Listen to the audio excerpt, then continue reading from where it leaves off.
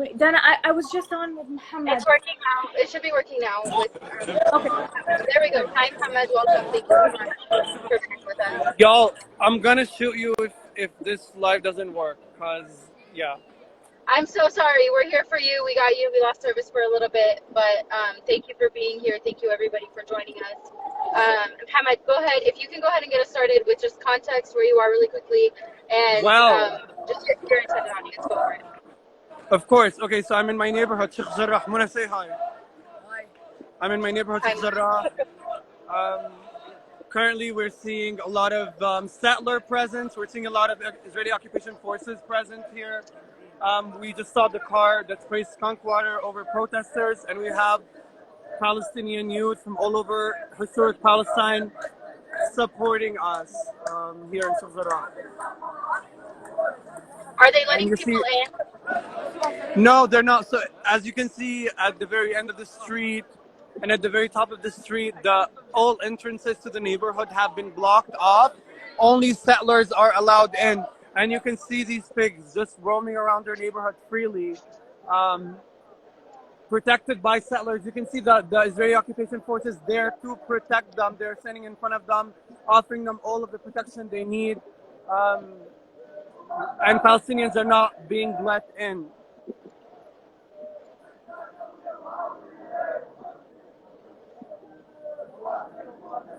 Can you tell us a little bit more about what's going on right now in front of you? Is your family able to access your home? So this house that you're seeing right here is Al-Ghawi house that was stolen in 2009 by the Israeli occupation forces and settlers. And today these settlers have come to say and to assert that they will be stealing the rest of our neighborhood. And obviously they are doing this under the protection of the Israeli occupation forces.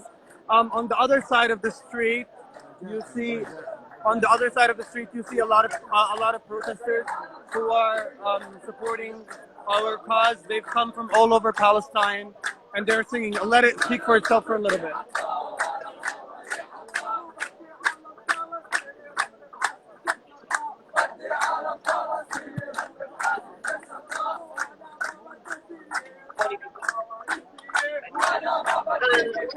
On it right now. Let it is Jerusalem, is that right?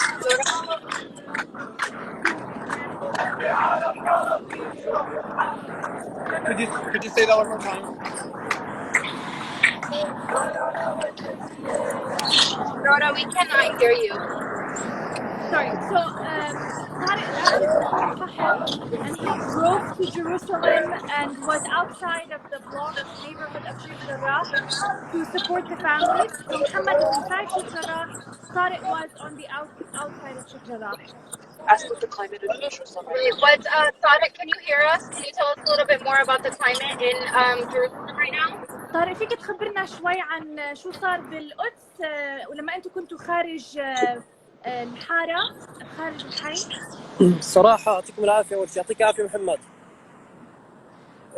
احنا تواجدنا في مدخل حارة الشيخ جراح حدود الساعة 6. طبعا منعونا من الدخول، حتى أنا معي بطاقة صحفي، منعوني من الدخول ببطاقة الصحفي بحجة إنه أنا معيش كاميرا، وقلت لهم أنا بوثق كل شيء في هاتف النقال.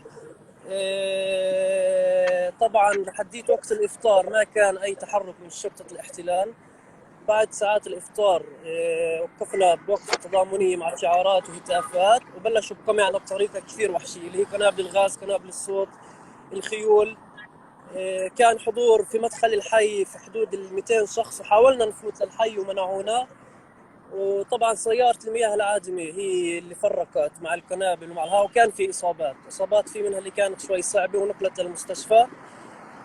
ويعني الإشي كان شبيه في ساحة حرب في مدخل حي الشيخ جراح. احنا بتواجدنا اللي احنا لنا حوالي أسبوع متضامنين كل يوم في حي الشيخ جراح، لحديت يوم الأربعاء قدرنا نفوت للحي ونتضامن مع هاي الحي في داخل الحي. امبارح واليوم كان شيء مستحيل، مش أقول شيء مستحيل يعني عمله. كان حي الشيخ جراح فتنة عسكرية مغلقة، يعني احنا كان عددنا 200 متظاهر، قوات الشرطة الاحتلال كانت بحدود 450 ل 500 فرد من الشرطة كانوا. ف طارق ممكن بس لحظة عشان احنا بأمريكا، ممكن لحظة بس لورا تترجم. اكيد. Just briefly, everyone. So Tariq Al-Amari has come from Al-Fahim to support the families with groups of other Palestinians in front of the neighborhood of Sheikh Jarrah.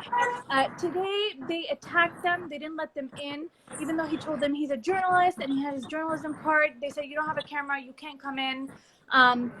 Then they went to Al-Aqsa Mosque at the Damascus Gate, and they were all attacked by rubber bullets, by some form of bombs. There were a Tear lot. gas. Yeah, tear gas. There were a And lot. bombs. Yes, there was a lot of injuries. They're trying to get people out of Al-Aqsa Mosque, and there were around 200 protesters, but there was around 450 police officers from the Zionist forces. Hamad, I saw that you took Mona there as well. Yesterday was more violent than today. Can you tell us about the arrests that were made yesterday and today? Mohammed, did you catch that? Laura's asking, can you tell us a little bit more about the arrests that were made yesterday as well as today? Hamad, Wait, what did you say? I'm sorry, I could not hear shit. don't worry. Can you tell us about the arrests made yesterday and today? Yesterday was more violent. Yes, of course. Yes. Over 15 protesters were arrested yesterday. Many of them were youth. Almost all of them were brutalized, assaulted. Many of them had, many of them, sorry, I'm saying hi to a friend. Many of them had unfortunate treatment by the Israeli occupation forces. Of course, we know that this is not new. This is the standard for the Israeli occupation. Many of them are still currently in jails. I wanted to make note of our neighbor Saleh Diab, who's over 50 years old. 3 days ago, he was assaulted by Israeli police and he broke his leg, or they broke his leg to be more accurate. Yesterday, they came in, invaded his house, and broke his other leg, or hurt his other leg to be more accurate. And this morning, they arrested him from his house. So we're seeing a wave of arrests, not only in Sheikh Jarrah, but all across Jerusalem, where Palestinians are getting arrested in mass numbers at the hands of the Israeli occupation forces. Not only this, but we're also seeing the Israeli occupation working in collusion with the settlers and almost taking orders from them. My sister and I have been posting a lot of videos about this, where you see settlers actually talking to the soldiers, and if they're not chit-chatting and laughing, they're actually giving them orders, gesturing and pointing at Palestinians, and then having those Palestinians beat up by the soldiers. I hope you could understand some of what I said. It's pretty loud here. We can hear you.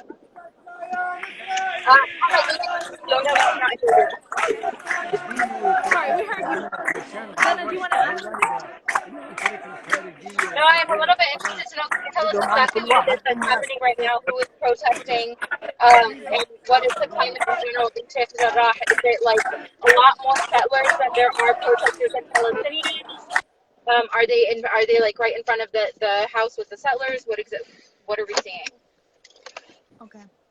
Yeah. So yes. So right now, so this is what you saw. This is what you saw right here, the tent of the protesters. And then if you look right across from the street, it's all this police protecting. They're literally backing the settlers. The settlers are all behind them. Earlier today, the settlers came to the neighborhood with bags of stones. They came to the neighborhoods with their guns. Also, I'm not, like, my camera is not strong enough, but there's a lot of police at the end of the street. There's a lot of police over there. We've been isolated from the protesters, so Tariq was probably outside of the neighborhood. We were not allowed out, and nobody was allowed in. We've been hearing a lot of sound bombs. We've heard about people getting wounded. Some kid got hit in the ear with a sound bomb.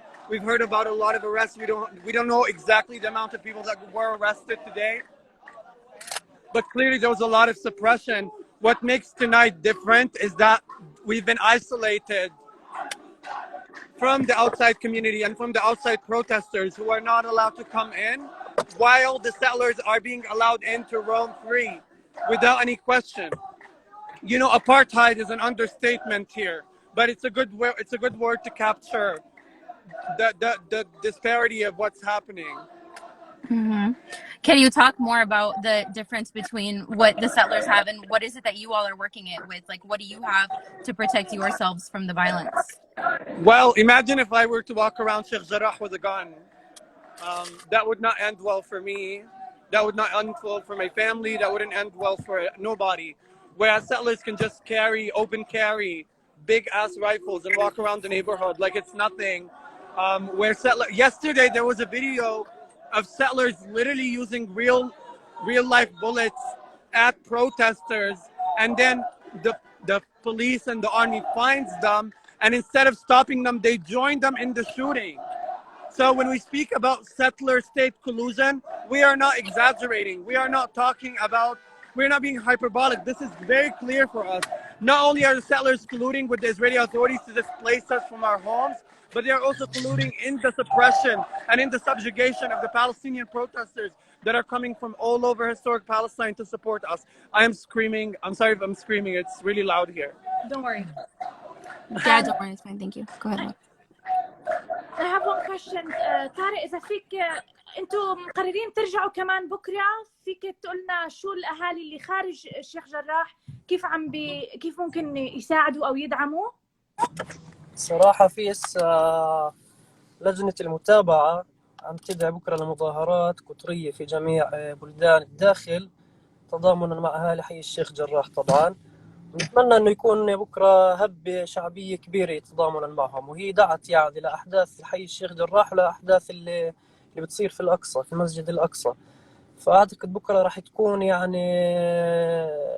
يكون مظاهرات حاشدة وحضور كبير، بما أنه لجنة المتابعة هي اللي دعت إلها. يعني نتمنى أنه يكون حضور طبعا، وندعي جميع الأهالي للتضامن مع أهالي الحي، لأنه قضية مصيرية هي ولازم كل إنسان يوقف فيها وكل إنسان فلسطيني شهم. شكرا طارق. So Tariq is saying that the families and the Palestinians outside of Sheikh Jarrah will not stop gathering to support the families of Sheikh Jarrah. An organizing committee has called for folks to come out not only in defense of families in Sheikh Jarrah, but also in defense of what's happening in Al-Aqsa, where the violence has escalated today, and there are hundreds or tens of injuries there. So محمد يمكن نرجع شوي لإلك. I don't know if you can hear me. I can hear you. So I'm actually thinking about what's going to happen next. Do you think you guys are going to be able to sleep? Are you going to be able to go into your homes? Yani, what is the sense? Well, wait, I'm waiting for my hotspot guy. Riyadh. Hold on. One sec. What's happening in other Dawahi? Can you hear me? Yeah. So we don't know what's going to happen. We know that there is a lot of police presence, but as I said earlier, we have a lot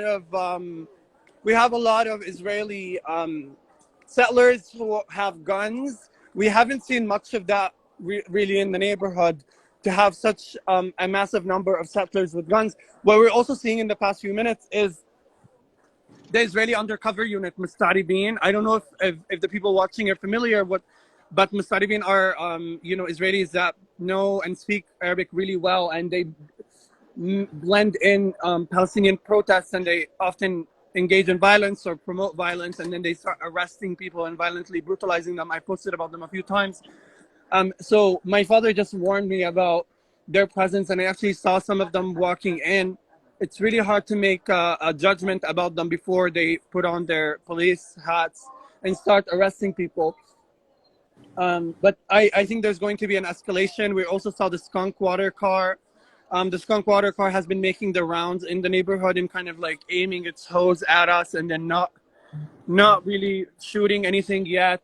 So we don't know how this is going to develop. We know that the Ghawi house right across from us, who's been stolen in 2009, is actually full of settlers. So many settlers, I would say over like 50, 60 settlers who all have guns. And as I said earlier, had bags of stones. So we don't know how this is going to develop. I think they're waiting on the protests to die down so that they attack our houses. Muhammad, where is But the I Ghawi think family? the people here, the Ghawi family is dispersed all around. Most of them are in the West Bank, which means their Jerusalem residencies have been revoked or are en route to be revoked. Um, I'm trying to think, but yeah, so yeah, they're all like homeless now, or not, but they were homeless for many months, and now they are in different areas. Yeah, so we don't know. I think the protesters are going to remain here, and they're going to remain steadfast. There have been calls for us, calls on the Israeli side for violent escalations and for what they call quote unquote revenge. So we'll see what happens. It's also notable to say that there's a lot of violence, police violence happening all across Jerusalem at the hands of the Israeli occupation forces. You've seen in Al-Aqsa, you've seen all over, even outside of Sheikh Jarrah. So there's a lot going on, and they're dispersing us in whatever capacity they can. I don't know what tonight is going to bring. I'm gonna lie to you if I say it's not a little bit nerve-wracking, but at the same time, we're here, we're persistent, and we're waiting to see what happens. Yeah, we're getting sleepy, some of us, but what's new? Muhammad, can you يعطيكم talk? العافية. Yeah, Allah يعطيكم العافية. Muhammad, can you talk a little bit more about the importance of Sheikh Jarrah and why, like, this neighborhood holds such, like, why it has such a dear heart for, like, spot for everybody, and why there's so much movement around it right now? Well, Sheikh Jarrah is like historically a Palestinian neighborhood that has resisted Zionization and has resisted Israelization since 1948. It's been a fighting ground. The Zionist militias have blown up in the 1940s. They've blown up 20 homes here, killed many people, wounded so many people, but they were not able to seize it. And today they have replaced their militias, their artillery, their bullets, their fire with a judicial system that is inherently colonial, that is inherently supremacist, that is inherently discriminatory, and they're driving all of the Palestinians out of this neighborhood. We've seen many families already be evicted and displaced in 2009, including half of my home be taken over by Israeli settlers, and we're seeing this push escalate. Yesterday, we had members of the Lahava Knesset party. I'm not very well versed in Israeli politics because to me they're all one and the same, but they're said to be very extremist, and they have called and they have stood there in front of our houses and taunted us about wanting to empty the city out of us. And these are government officials. These are the people who are in the municipality and in the Israeli politics and in the Knesset, and the people who are, one of the far right people set up his office in front of the Ghawi house in a clearly, in clear incitement. So there's Sheikh Jarrah is also surrounded by settlements from all areas. You have a lot to stop شوي. It's surrounded by settlements from all areas, and it's been getting more and more devoured by the settler project, by the Zionist project. And once Sheikh Jarrah is gone, there's no other Arab presence on the northern part of Jerusalem. This is why terms like East Jerusalem and West Jerusalem are very confusing and misleading intentionally, because it doesn't convey the severity of the Zionist presence in Jerusalem. There's a lot more Zionist control and a lot more settlements than is conveyed in the eastern parts of Jerusalem. And Sheikh Jarrah is one of the last remaining fronts. Sheikh Jarrah, Silwan, Isawiyah, and once they're gone, there's not going to be much left for Jerusalemites in Jerusalem. I don't know why somebody's attacking Hassan Minhaj, like he's gonna do something. Oh my god. If we can just طارق, I just wanna ما اعرف اذا طارق انت لسه معي؟ شوي بس ثاني معك هسه. اوكي بس عندي سؤال. انت this is not هذا مش اول يوم نزلتوا انتوا فيه، وهن مش بس الفلسطينيين بالقدس الموجودين، في فلسطينيين اجوا من مدن وقرى ثانيه. فيك تخبرني شوي عن عن التضامن اللي صار الاسبوع الماضي. انت لما كنت الاسبوع الماضي ايش كمان ثواني صار؟ اذا بس. فيك تخبرنا غير اليوم. Laura, can you translate the question? Yeah. So the question I just asked Tariq is, he's from Al Fahm. If you don't know, Al Fahm has had protests against police, ثواني بس. police negligence and brutality. I said that it's not just the people in Jerusalem who are supporting the people, the Palestinians in Sheikh Jarrah, but also Palestinians from other cities and villages. If he can speak more towards what has occurred in the past week. Tariq, تفضل. بس عيد السؤال كمان مرة، ما كنتش سامع لأنه الله بعينك. مش مشكلة. كنت عم بسألك إنه هن مش بس الفلسطينية بالقدس اللي عم بتضامنوا، فلسطينية من مدن وقرى أخرى، وأنت مش هذا مش أول يوم أنت أجيت فيه، أنت كنت موجود يعني خلال الأسبوع. إذا فيك خبرنا شو صار خلال الأسبوع وكيف الأهالي من خارج القدس عم بيجوا وعم بيساعدوا. إحنا اليوم مجموعة شباب وصبايا اللي نحشد بنطلع دعوة اللي هي منشورة عن طريق وسائل التواصل الاجتماعي، ندعو فيها للإفطار وللتضامن. بنحاول نعممها عن طريق الانستغرام، الفيسبوك، عن طريق حركات شبابية اللي هي موجودة في الداخل، إن كان في القدس أو في مدن وقرى اللي هي موجودة بعيدة عن القدس. وإذا في حاجة ننظم باصات، طبعا إحنا بنطلع باصات اللي هي تيجي تضامن. مثلا اليوم وصل باصين تضامن، غير الناس اللي أجت طبعا بسياراتها بشكل شخصي. يوم عن يوم بنشوف انه الالتفاف حول القضيه قاعد بيزيد كثير. يعني الناس عمالها تحضر، ان كان في باصات، ان في بشكل شخصي بتيجي. والناس اللي بتيجي مثلا تصلي في المسجد الاقصى بتصلي في المسجد الاقصى وبتنزل على الشيخ جراح تتضامن مع الاهالي، رغم كل التقييدات ورغم كل التضييقات اللي هي من شرطه الاحتلال. واحنا بنحاول طبعا يوم اللي يضلوا الاشي فعال على وسائل التواصل الاجتماعي عشان الناس تضلها تحضر لحي الشيخ جراح طبعا. Okay, شكرا طارق. So Tariq is saying that youth groups around Palestine are organizing iftar gatherings at Sheikh Jarrah. They're doing this through social media. They're asking as many people to come out and have iftar with the families of Sheikh Jarrah and to stand in solidarity and in defense of them. For people who cannot show up, they're trying to organize carpools, buses. Today, 2 solidarity buses brought Palestinians from outside of Jerusalem into Jerusalem in order to support the families. And they will continue to do this day by day, despite all the restrictions and obstacles that the occupation police is putting on Palestinians outside of Jerusalem. Yissam Tariq, Dana, I don't know if you wanna add anything to either of Muhammad or Tariq. Yeah, I have. We also hear like that there's things happening in Silwan and in other villages as well. Can y'all speak to like other neighborhoods and other ضواحي في القدس وحوالين القدس and what's happening there? Muhammad, are you with us? Do you want to ask Tariq? Yeah, it seems like he's cutting out. Hi, sorry, I think. Okay. طارق السؤال don't worry, we're just asking a question. Similar expulsion efforts are happening in Silwan and other areas surrounding Jerusalem.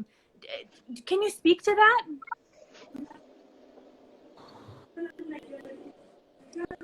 Me or Tariq? Yeah, we went. You, Muhammad. محمد انت عزيزي. Okay, yeah, I mean, again, we try to assert all the time when we talk about children that this is happening all across Jerusalem at all times, all across Palestine, to be honest, since the inception of the Zionist project in Palestine in 1948. There has been calculations that Palestinians from native cities, and we are now seeing Palestinians rising up.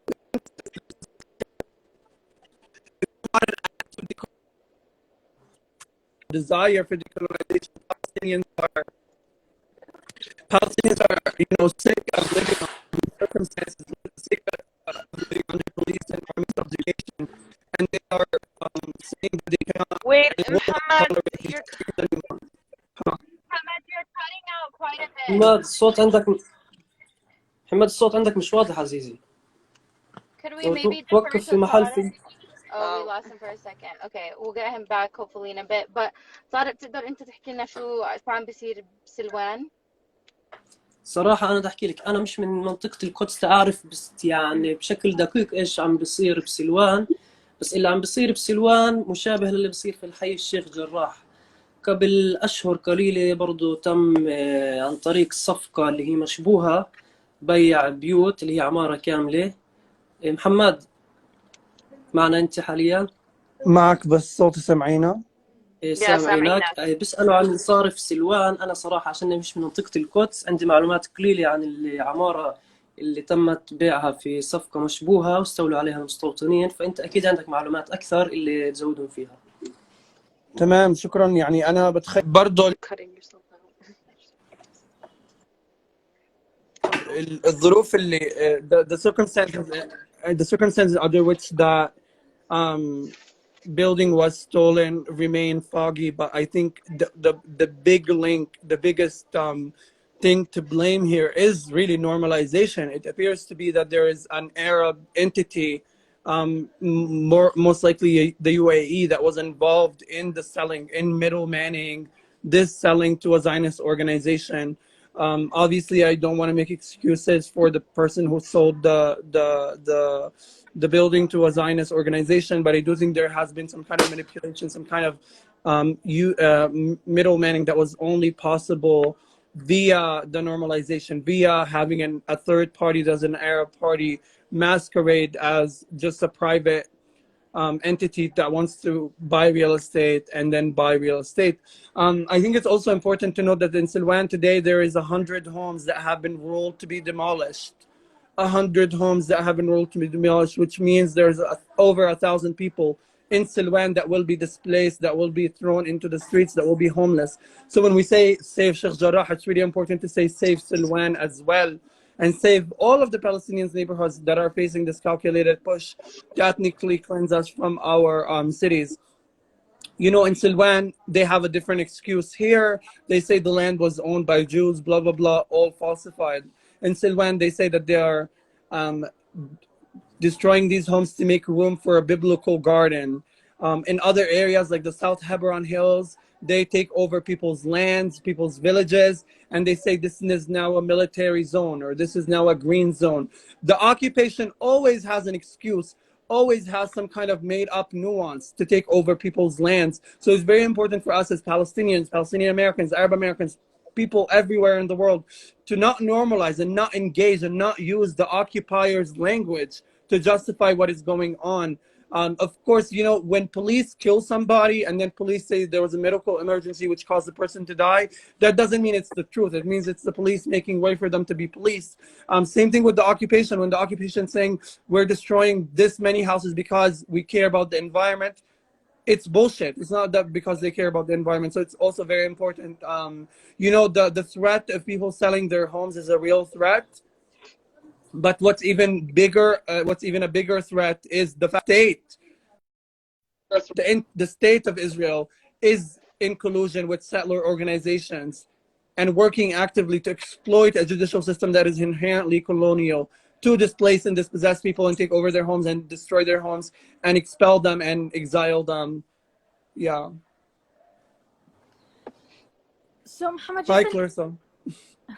So this is an additional question. People are asking, what is Monday's hearing going to determine? And just an additional question for me. I know that there are some media personnel that are in Sheikh Jarrah, but are there any Western media covering this, any English media? Because we've only had reports coming out from Arabic media. No, there's not as much Western media per se. I saw let me be quiet, but I saw some prominent figures, prominent journalists that are there and are seeing everything, and I'm in contact with and I'm sending them videos, but they're yet to say anything about this. It's really like, it's no secret that the Western media is really biased against Palestinians, and it's really hard for our words to go in the realm of Western media without being censored or watered down or heavily exploited or heavily contextualized or heavily made to be controversial. I feel, my personal feeling, I feel there's no integrity on the part of Western media. There's no integrity when they're reporting about Palestine, because these are not media companies; they're corporations that have agendas to advance. But what do I know? Somebody said CNN is anti-Palestinian. Oh, yeah, duh.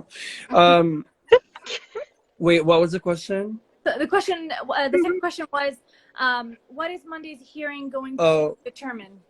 Wallahi, Azizti, Monday's hearing is, I don't know if it's going to determine anything. We were asked by what is called the Supreme Court of Israel, quote unquote, to reach an agreement with the settler organizations, because the judge is allegedly the most liberal judge the Israeli occupation has to offer. Hilarious, I know. And she doesn't want to make a ruling. She does not want to make a ruling because clearly there's a lot of like pressure on her from the international community, or pressure on this case from the international community. So she's asking us to reach an agreement by which we recognize the settlers' ownership of our land and we pay them rent. Obviously, the people of Sheikh Jarrah say no to such things. We will never acknowledge Israeli ownership of our land. We'll never acknowledge Israeli ownership of Palestine, period. So I don't think an agreement is going to be reached, which means on Monday we're going to have one of the two things. The first thing is that there's going to be a ruling on the case on whether or not the quote-unquote Supreme Court of Israel is going to accept her appeal. And then the most likely scenario is that there's going to be a postponement of the ruling. For those of you who don't know, we've been in this case, we're in this quote-unquote legal battle since 1972. The pattern of elongating the legal processes, of putting off rulings, has been very commonplace, common practice, not just in Sheikh Jarrah, but in general. But Sheikh Jarrah is one of the longest standing cases in the Israeli judicial history. So we don't know what's going to happen. I think they're doing this tactic of procrastinating on ruling to kill the popular movement we have going on right now, the pressure that is both internationalist and local against displacement and ethnic cleansing in Sheikh Jarrah. So I wouldn't be surprised if they postpone it, but I'm not going to be surprised if our movement gets even louder and even stronger, because the settlers are not backing down. The settler lawyers and these settler organizations are very clear in their intention to displace us, and their politicians, their mouthpieces, are spewing out genocidal rhetoric in a way that is unabashed, in a way that it's an articulation that is stunning.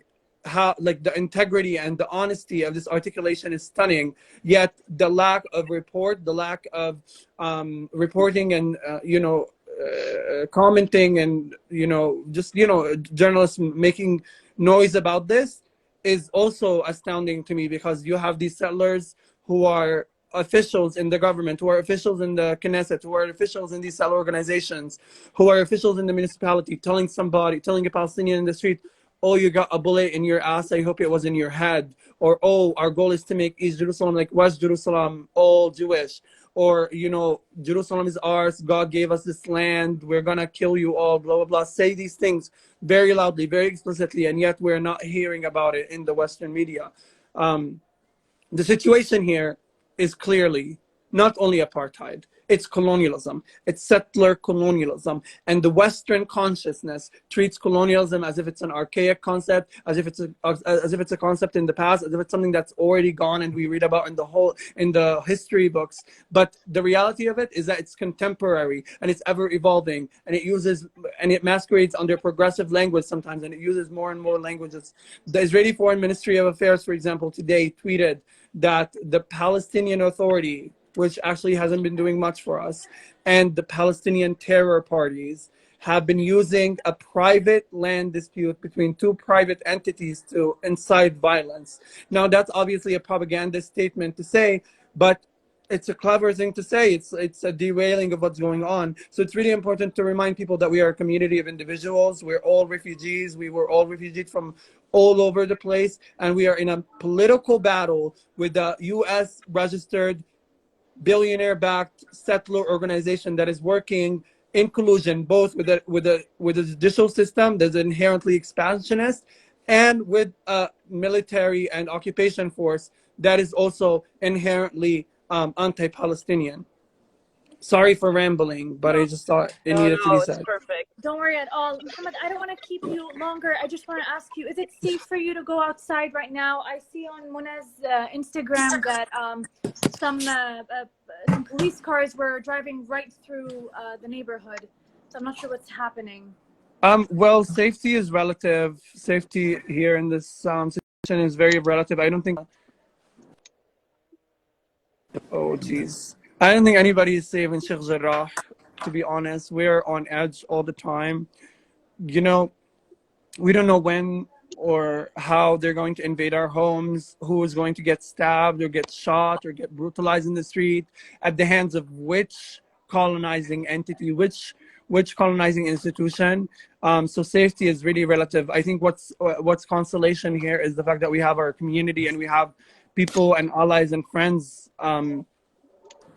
people and allies and friends like Tariq and like other people from all over historic Palestine, من كل فلسطين المحتلة, who are coming to support us. I think that's the fact that we can laugh a little bit about this and smile a little bit about what's going on is what gives us strength, and our ability to find some irony in what's going on also gives us a lot of strength. So short answer is no, it's not safe for me to go outside, but I'll go regardless.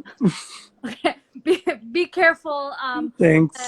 If you can just show us outside, if you're able, if you can just show us outside before we end, just so that we have a final look of the neighborhood. And for everyone watching, we have pinned a link for you to sign a petition. We are delivering this petition to the State Department in the United States on Tuesday. We have exceeded 45,000 signatures. We have some Congress people who are circulating a letter and who might be able to support. We are asking for an end to illegal expulsions of Palestinians across all of Jerusalem. If you are not in the USA, if you're somewhere else, start a petition, start a protest, just do something, make some noise, because the people in Sheikh Jarrah need us. And can I add as well really quickly? Sorry, Mohammed, just really fast. Also for people that are in the United States, there are rallies that are happening all next week, especially on the 73rd anniversary of the Nakba. It's really important that we show like إحنا معاكم, like إحنا مع Sheikh Jarrah, إحنا مع Quds and everything that's happening there, like كل فلسطيني معكم, and to show that in the streets. Like social media matters, the petitions matter, but we must show our power by going to the streets as well. Just as the people in Aqsa are doing it, they're facing really big threats of violence and of terror from the Israeli government and from the Zionist forces. And so this is your chance to actually stand up and do what's right for our people. Sorry, Mohammed, you can go ahead. Well, just a very tangible thing for that. So that means, like, please stay up to date with what PYM shares in terms of locale, and whatever Palestine organization is like local to wherever you are. Make sure you're following them. Make sure you're on their emails or listserv, so that we are showing up in power, in the numbers, physically at rallies, at protests, so that we are continuing to uplift this. Because Mohammed's right, it's definitely not being. It's definitely being very suppressed and silence in many ways. So thank you, Mohammed. Go ahead. So my hotspot guy is gone. My hotspot guy is gone, so I unfortunately can't walk outside, but I'll show you our little security camera. Okay. What's going on is that we have a tent set up right here, and the protesters are inside the tent. They're likely, singing. I kind of can hear them singing. They're singing now. There's a lot of police presence. This blue lights you're seeing are police lights. So there's a lot of police presence in the neighborhood still. We're waiting to see what are the developments for the rest of the night. But I want to thank you all for having me. I wanted to thank you for, I'll definitely be sharing on my Instagram story what goes on as the night develops, as I neglect my homework and my job. But I appreciate you taking the time to chat with me, and I'm happy to answer anybody's questions. Actually, I'm not happy to answer anybody's questions, but maybe next time I'm live, I'll answer some questions. Yeah, thank you so much, and thank you. Have a great night. Thank you, Muhammad. Thank you so much, Muhammad. Thank you, if you can follow Muhammad, and Muna for live updates, if you can follow the Palestinian Youth Movement for any tangible actions that we can do from the US, and if you can follow Tariq Al-Umari, who is a photographer, and he has been taking some images from Al-Quds and Sheikh Jarrah. Thank you so much for joining us. Yeah, thank you, Muhammad. Bye, everyone.